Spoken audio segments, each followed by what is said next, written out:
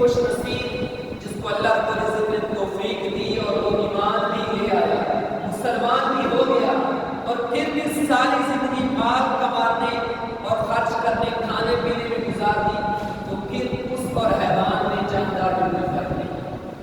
ہمیں اپنی زندگی کا ایک مقصد متعین کرنا ہوگا کہ ہم نے کیسے زندگی گزارنی ہے۔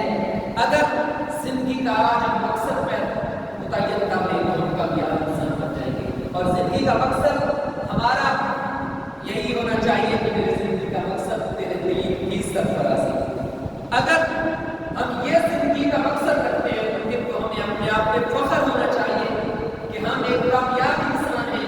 اگر ہمارا یہ مقصد نہیں تو ہمیں اپنے بارے میں سوچنا چاہیے اور اپنی زندگی کا مقصد متعین کرنا چاہیے کہ ہم کیوں خسارے کی طرف جا رہے ہیں۔ یہ جو نقطہ ہے اس میں تین چیزیں آتی ہیں جو قرآن حدیث میں بتاتا ہے۔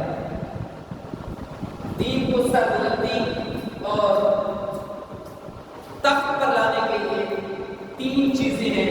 ایک چیز علم دین حاصل کرنا، دوسری چیز دوسروں تک دین کا پیغام پہنچانا، اور تیسری چیز جہاد فی سبیل اللہ ہے۔ اور ہماری بدقسمتی کہ آج امت مسلمان ان تینوں چیزوں سے بہت دور چل رہی ہے۔ نہ تو ہم خود دین سیکھ رہے ہیں اور نہ ہی دوسروں تک کوشش کر رہے ہیں کہ ہمارے کسی واسطے سے کسی ذریعے سے دوسروں تک دین پہنچ جائے، اور نہ ہی ہم فلسطین کی یہ حالت دیکھنے کے باوجود جہاد کی طرف کوئی قدم اٹھا رہے ہیں۔ بس سامعین و ناظرین، ہمیں سوچنا ہوگا کہ کم از کم ہم، چونکہ پہلے میں نے گزارش کی کہ مدارس کے نئے داخلے شروع ہو چکے ہیں، تو ایک اپنا بچہ، ایک اپنا بیٹا، بھتیجا، بھائی دین کی راہ کے لیے وقف کرنا ہوگا، جو کل کم از کم ہمیں یہ تو بتائے کہ میرے ابا جان اگر آج ہم نماز پڑھ رہے ہیں تو غلط پڑھ رہے ہیں، ہم ہر چیز پوچھنے کے لیے تیار ہیں، دنیا کا کوئی مسئلہ کوئی بات ہم نے کبھی شرم نہیں کی۔ جب بات آتی ہے کسی دینی مسئلے کی تو ہم سوچتے ہیں یار میں اس چھوٹے سے کیسے پوچھوں، تو باقی معاملات میں ہم یہ کیوں نہیں کرتے، صرف دین میں آ کے ہمیں یہ کیوں یاد آ جاتا ہے کہ مجھے شرم آ رہی ہے۔ کیا کبھی گانا سنتے ہوئے شرم آئی ہے؟ ہرگز نہیں۔ کبھی معاذ اللہ ننگی فلمیں دیکھتے ہوئے شرم آئی ہے؟ نہیں۔ اگر ہمیں شرم آتی ہے تو ایک دین کا مسئلہ پوچھنے میں شرم آتی ہے۔ تو میری یہی گزارش ہے کہ کم از کم ہمیں آج یہ تہیہ کرنا ہوگا کہ اپنا ایک بچہ، ایک بھائی، ایک بھتیجا اللہ کی رضا کی خاطر دین کے لیے قربان کرنا ہوگا۔ آج فلسطین پہ جب بات ہوتی ہے تو لوگ کہتے ہیں کہ مولویوں نے کیا کیا۔ اللہ کے بندے مولوی بھی انسان ہیں، وہ بھی آپ کے بھائی، آپ کے دوست، آپ کے عزیز و اقارب ہیں۔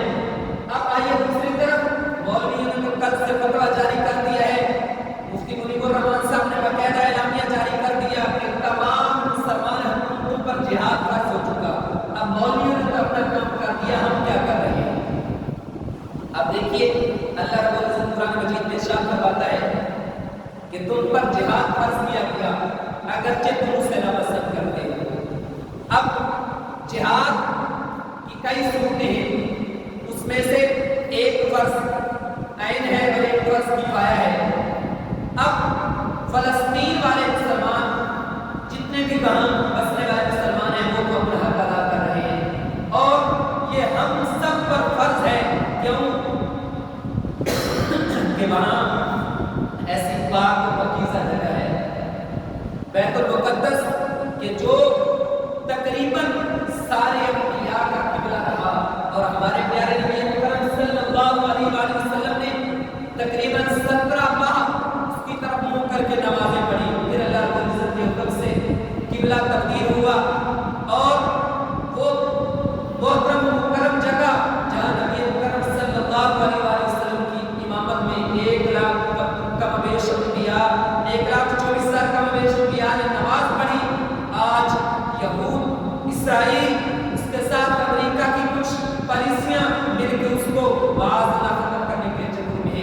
اور آج تک ہم یہی سوچ رہے ہیں کہ اگر اس نے کچھ نہیں کیا تو میں کیا کروں.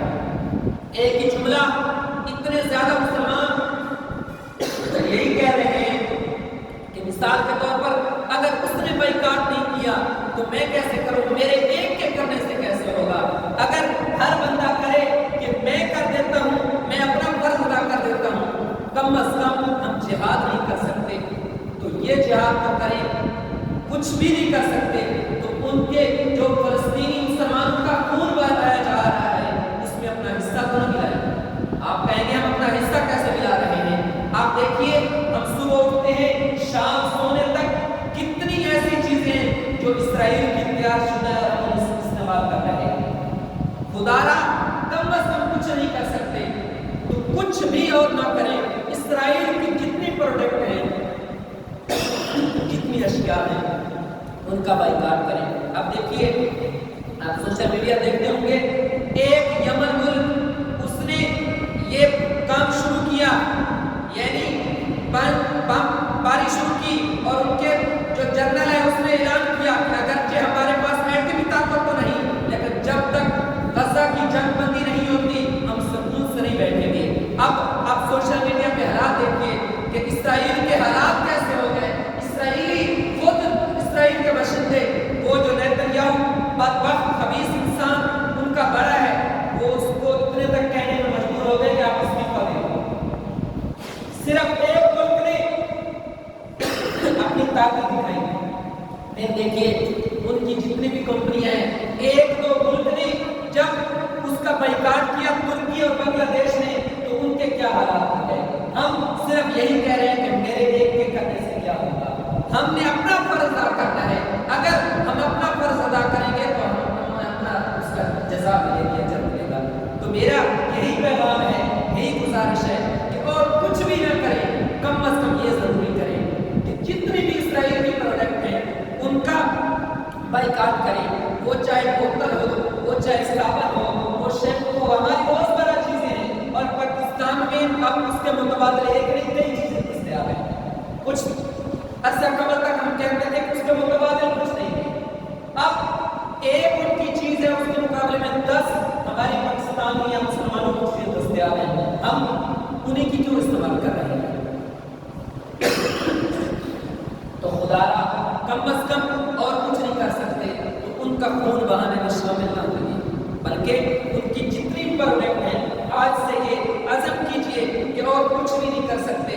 جہاد جب حکومت اعلان کرے گی تو تب ہم پہ ہوگا. ہم اکیلے جہاد نہیں کر سکتے, کوئی ایک بندہ جہاد نہیں کر سکتا, وہ حکومت کا کام ہے. حکومت اعلان کرے گی, پھر فوج کرے گی یا پھر وہ آگے بڑھائے گا. ہمارا جو جہاد ہے اپنے نفس کے ساتھ جہاد ہے, وہ سب سے پہلے یہ ہے کہ اسرائیل کی جتنی پروڈکٹ ہیں ان کا بائیکاٹ کریں. فلسطین کے جتنے مسلمان ہیں ان کے ساتھ یکجہتی کریں, ان کے لیے دعا کریں, لیکن دعا کے ساتھ ہمیشہ